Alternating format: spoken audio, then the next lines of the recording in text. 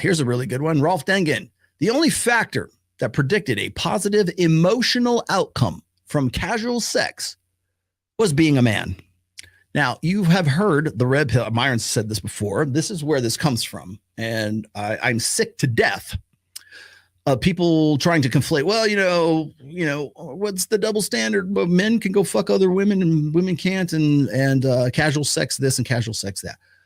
I specifically drew this one out for today's show because I have heard Dr. Jordan Peterson in his little clips on marriage and all this other shit and casual. There's no such thing as casual sex. No, there is for men. In fact, here, let me just show this one to you if I can get it for you. I don't want to rat anybody out here. I'll just read it to you. This is from maybe I can just read it from the. Here, I can send you this. Here, I can put this one on screen. Hang on. This is awesome. So when we talk about how, like, if you're a guy, you're less likely to have like a negative experience if you, like, men and women do not, again, process emotions. They process emotions differently, but as a result of that, like, women have a higher emotional investment in sex. The opposite, though, is true for men. Men can separate the emotional investment from the sex act itself. That's why pornography is so popular, right? I believe, is that the one? Yeah, here we go. All right, this is from that study. I'll just read you the excerpt from it really quickly. This is from was it good for you? This is from Springer Link. Okay, so this is actually you can download the PDF if you'd like to from this link right here. And was it good for you? Gender differences in motives and emotional outcomes following casual sex. I'm just going to read you the excerpt. This study, N equals 701, meaning that's their sample size, was designed to ascertain what motivates people to have casual sex, what emotional outcomes follow casual sex, and whether there are gender differences among these variables.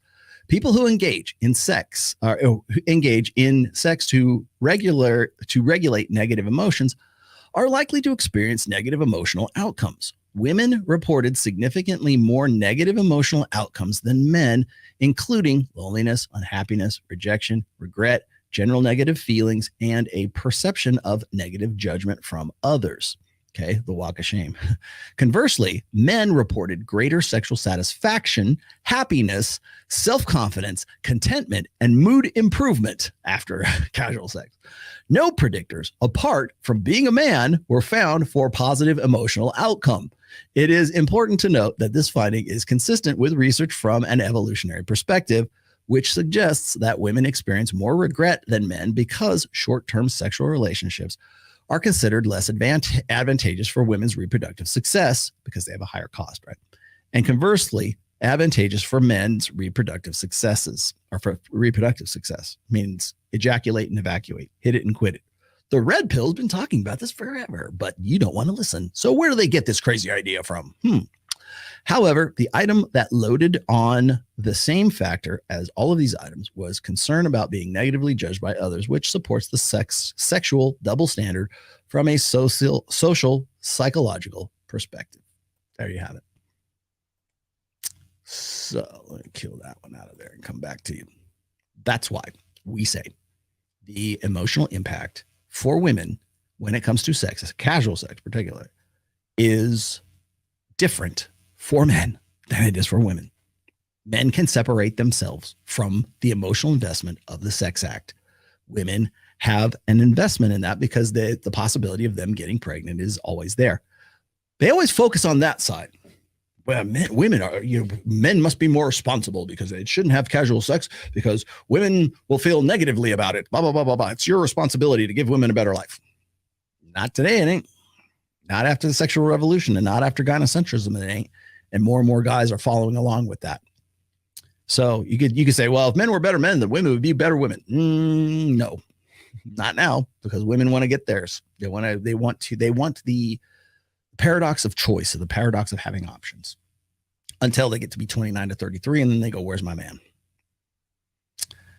Again, men and women are different. If they weren't, then we could logically presume that men would be just as negatively impacted by casual sex as women were, emotionally, on an emotional scale, because that's what today's about, emotionalism. How come men don't feel, how come actually men feel the opposite? They're like, damn, man, that was great. I feel happy. I feel self-satisfied. I knocked it out. It was a good time, a good experience. I think I left her better than I found her. And I'm hit it and quit it. Ejaculate and evacuate, baby. Time to go have a big gulp down at 7-Eleven. Slurpee time, baby. Guys feel good about it. They're like, fuck yeah, got laid. It's not like, I think a lot of people, oh, you just feel validated. No, it's just the afterglow. That's the happiness and the self-satisfied. It's the post-sex afterglow. It's not about validation. It's not about ego appeasement. It's not about, oh, I conquered another bitch. Let's put another notch in the, that's why notch comes from. We're going to put another notch in the bedpost. Got you, bitch. That's not the purpose of, like, women want to say that is because they're feeling negative. They're feeling bad about it. And they think men should feel bad about it too. Why should they feel bad about it? Because we're all the same. We're all blank slates. We all have the same hardware. It's just the plumbing's different. Get the fuck out of here. The more we become educated, the more technology we have, the more fMRI studies, the more we can do brain imaging, the more we can find out more about hormones and endocrinology or whatever it is. The more we can find out about that, the better educated we are, and the more I believe we're going to find. And this is me, a statement of belief, because I have no other reason to see it changing anytime soon. But the more technology we have, the more we will realize that this bullshit wokesy shit is just that. All this, oh, we need to be androgynous. No, it is impossible for us to be androgynous, and it should in no way be an idealized state. So get the fuck out of here with that. That's why people say, Rollo, why do you have such a problem with Carl Jung? This is why. Because I have to constantly have this conversation over and over and over again. Anima animus. Bullshit. That's where you want to know where that androgyny ideal is coming from. It's coming directly from Carl Jung. Directly. And you know what? The more we understand men's brains and women's brains and the synapses and the white matter and the gray matter and everything else that goes along with that, and understanding our brains a little bit more and understanding the architecture, you're going to find that all this bullshit with Carl Jung is exactly as a social engineering program. You want to know how you get wokesy shit? You stay away from the hard science and you go to the, oh, let's go and feel better about ourselves. Touchy-feely humanist cognitive bullshit, psychotherapy. Let's go get on the fainting couch and talk about our feelings. Let's get a drum circle going. Bullshit. Bullshit. I'll call it out every time I see that.